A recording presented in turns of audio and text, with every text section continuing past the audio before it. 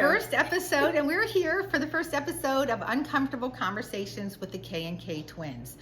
What does that mean, you ask? Well, we're happy you did. We're going to tell you. First of all, we have been on our personal healing journey together for the last year or so, and we just wanted to share some of the personal insights that we've learned about ourselves, the changes we've made, and how we have come to identify and own our stuff. Who are we? Who are we? We're the K&K Twins. We are. So I'm Kim. I'm Kathleen. And we've been friends for several years, probably about 7 or 8 years. Mm-hmm. And in the last couple years, we've really started looking at how our past relationships and how our current relationships and how our future relationships are being affected. And so we decided that we wanted to take you on this journey with us because we cannot be alone in needing help. We need help. So we're hoping that some of these truths that we share with you resonate with you. We're going to cover a lot of topics, but we're going to start with the issue of codependency. That is going to be the first thing we're going to talk about. And a lot of people think, well, that doesn't impact me. That's nothing to do with me. Doesn't that have to do with alcoholics or drug addicts or, really very dysfunctional families with all kinds of abuse? But that's actually not the case.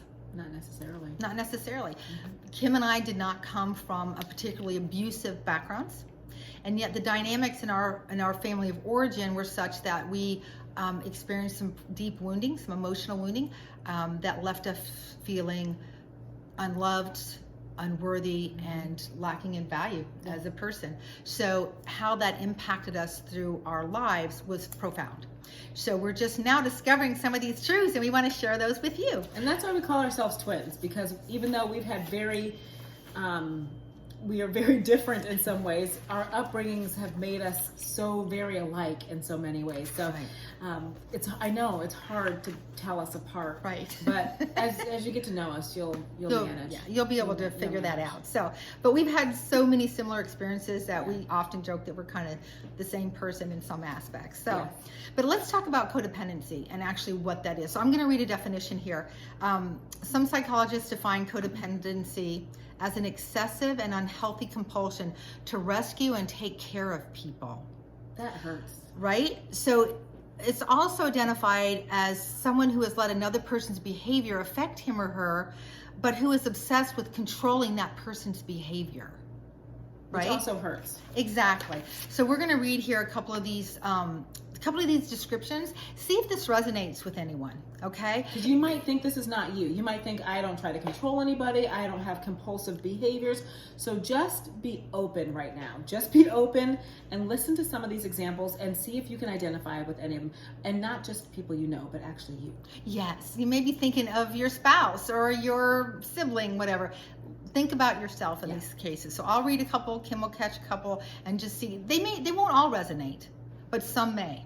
Okay, so a codependent person feels responsible for almost everybody and everything, yet they also feel guilty much of the time. Oh, is that you? That's me. That was me. Mm-hmm. Okay, so my eyes are older than hers, but okay. They still feel they can't measure up, no matter how much they succeed. Oh my gosh, is that you? That's me. Oh, that's totally me. It hurts.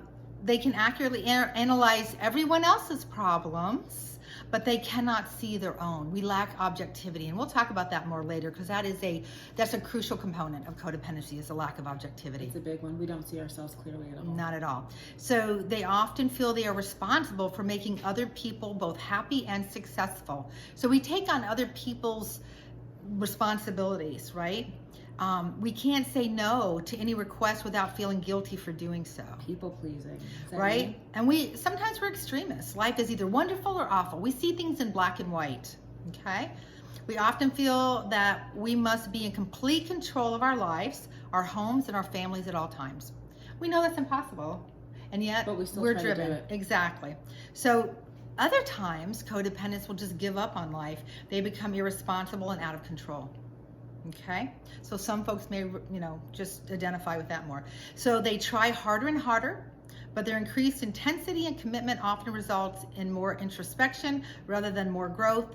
more compulsion rather than more joy and peace, and more distance in relationships rather than more intimacy. We inflict that pain on ourselves. We take it out on ourselves and actually become what we've learned is self-abusive, and beat ourselves up internally. Right? So the driving force behind a codependent is the need to find affirmation, to find worth, and to find value. So if we're really honest with ourselves, we pretty much all feel like we're unworthy of love and acceptance. But desperately and that's what drives want us. it. Desperately want and desperately need love. Right? And so we will seek out any measure to create it, even if it's not real. By rescuing and controlling, basically. So there's 6 basic characteristics, and see if these resonate as well. Now, they're broken into sets of 3. So the first 3 are perceptions and behaviors. Those are our responses, okay? 1 is the lack of objectivity. The second is a warped sense of responsibility. And then being easily controlled, but controlling others. It sounds like it's not even possible. Right? It doesn't even make sense, but it will. Stay with us. It will make sense. It absolutely will. And then the second part of it are the emotional results of codependency. These are things that these are the side effects. This is what we feel, okay? So it results in being hurt and angry, feeling guilty, and in loneliness. Can anyone identify with that? So those are some of the things that we're going to kind of break down and define as we walk through this. This has, like I said, this really changed our lives. So basically you start with a dysfunctional family. And again, this doesn't have to be super abusive. It can be. It absolutely can be. If you came from an abusive family and you came from a dysfunctional family with alcohol or drug abuse or gambling addiction or what have you, then yes, you most likely are codependent. You come from a codependent background. But you may come from a controlling family. Your parents may have been hypercritical and controlling, and it doesn't seem. It seems like you had a great life, and you did have a great life. And let's kind of stop and make it very clear here that this is not about bashing anybody. We're going to kind of bash ourselves more than anybody else, right. But we all have a family of origin, and that family of origin affected how we do things, why we do things, how we think, subconsciously and consciously. And so in order to heal, you have to acknowledge the truth of that. Absolutely. So it's not an indictment of our parents. We're not blaming somebody else. We're simply stating our truth and our reality and where we came from and how that formed us, how that affected us, and molded our personalities and our own dysfunction. So we're going to be talking about that and breaking some of that down. So we come from a dysfunctional family. And then it results in a warped sense of responsibility, a lack of objectivity, being easily controlled and controlling others, which results in being hurt and angry, feeling guilty, and experiencing loneliness. So that continues into a codependent lifestyle. And that impacts everything in our lives, every relationship, everything. So that's why it was so important for us to delve into this and unpack this so that we can figure out how to undo these cycles, how to break those chains. So let's share with everybody what this is and how we got started. Oh, yes. This is a book by Pat Sprinkle. It's called Untangling Relationships. It's a Christian perspective on codependency. And so we're going to walk through all the different, just some of the different steps in terms of identifying. First, we have to identify our issues. If you don't own your issues, you can't deal with them. So if you pretend like you don't have any, if you deny you have problems, then obviously you can't fix them. So this is helping us come to terms with some of those issues and then addressing them. And we've both used the word life-changing. This book and the book after it have been life-changing for us. Literally. And really understanding why we do things the way we do, why we parented the way we parented, and the things that we regret about that. Why we've had the relationships and the marriages and the marriage failures that we've had, and what part we played and what we allowed. So before we probably go any further, do you want to talk a little bit about our story and how we got to this, how we got so messed up? Because it's not like we came from really gruesome backgrounds. No. We really didn't. So just coming from, in a nutshell, I was raised in a home with a hypercritical mom Nothing was ever good enough, constant criticism. My father was a Marine, and he was very emotionally distant, emotionally unavailable, and very much a disciplinarian. Very high standards, impossible to hit, especially as a child. Every infraction was an opportunity to get crushed as a child. There was not much grace. There wasn't much compassion. It was all about the rules and not breaking the rules. And when you did, there was very strong discipline involved. No matter what it was, small, large, it was all critical that we be punished. So, that's kind of the background that I came from. I came from very similar. My parents have been married 50 some years, and they are great parents. They've always been great parents. But as a child, I will tell you, I did not feel loved. And it wasn't their fault that I didn't feel loved. They didn't know what I needed. They didn't know how to show me love. And so they did the best they could. Right. My parents were also very critical. I never felt like I could do anything right. Nothing was ever good enough. And so I carried that into my whole life. And I was always, I would vacillate from being super perfectionistic to just feeling like I'm never going to be able to do it anyway. So not even trying, which is a really challenging way to live, because you beat yourself up for never being good enough, and then you are never good enough because you didn't even try.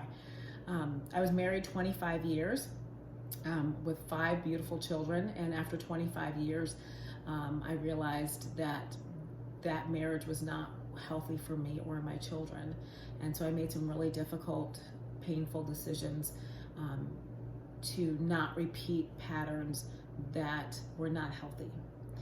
And so then I learned what really being codependent meant. I learned I was codependent, and I didn't even understand what that meant. So if that's you, if you don't understand what it means to be codependent, that's where we all began. We all began at a place where we didn't understand. Right? Stick with us. You'll learn. And it doesn't make sense because, nobody's beating anybody up, and nobody's, passed out on drugs. There are behaviors that we allow. And being controlled by people, being fearful of people are part of that. And at the same time, those people that we are afraid of, we manipulate and control in order to feel safe. Right. So those are just some of the things that we'll talk about and we'll learn about. And we're going to be very open. We're going to be very authentic, very transparent. Some of this is going to be a little raw. And again, these are uncomfortable conversations. We're going to talk about some uncomfortable things, and some of the growth that we've had, and some of the just insights and tremendous breakthroughs that we've had. And so we're really excited to share that, because we really truly feel like there's a lot more folks out there that suffer through some of this without even understanding what codependency is, and that they are codependent, and how that impacts their life. So we want to share this with you. We've had a lot of fun along the way. We think we're pretty funny. We crack ourselves up. Yeah. I mean, we do. We think we're hilarious. So we think that you'll have some fun. You'll learn. It can be very emotional. It can be emotionally draining. But it's hard work, but it's really important work. And it's work that we were open and willing to do. So we've had people we did a group. We've done a couple of different groups. We've had people kind of come and they just couldn't handle it, so they dropped out and just couldn't do some of the hard work because they weren't ready. And that's okay. That's their journey. There's no indictment there either. But Kim and I were really just open and stuck with it. And we've kind of started to come through on the other side now. And it's been really exciting, and it's been really life-changing. We just keep saying it. I can't even say it enough. So we're really 2 recovering codependents who have been walking through this journey together and really leaning on each other. We are very, very honest with each other. Yes. She called me out on some stuff yesterday, and we do that. And I really think that's part of why we wanted to do that, because we wanted everybody to have a place where you could come and go, am I crazy? Because that's one of the questions we ask. Am I crazy? And somebody to tell us the truth. Right. And that is very challenging, but it's very freeing. And because we don't see ourselves clearly and we lack objectivity as codependents, we need somebody who can look at us and go, girl. And so we do that for each other, but we want to be a place that you can do that too. You have a safe place to be able to have those voices and those vessels, and so you can walk through this healing journey with us.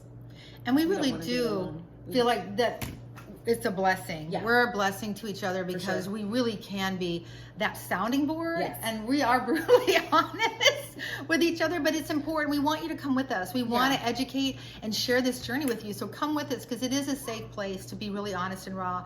And so, we'll entertain your questions and comments. Yes. And And we won't just talk about codependency. We're going to start there because Yeah. that's where we started. Mhm. But Mhm. uncomfortable conversations with the K and K twins we're going to talk about all kinds of things. So we'll talk about race. That's an uncomfortable conversation right now. We'll talk about relationships we work together also, by the way. Oh, we As did. much as I hate to admit it, she's my boss. I don't like being Don't told what to tell- do, which is a whole nother thing. That's a whole nother thing. But so relationships at work, relationships with your children. We have some people that we've messed up. And so we have to work through healing those relationships. Right. Relationships with your friends, relationships with your family, relationships while you're dating and being older. That's a whole Another thing. We'll talk about that too. So we're going to have a lot of uncomfortable conversations and comfortable conversations, because we really do have a great time while we're talking together and working through. You'll get to work through some stuff with us. With us.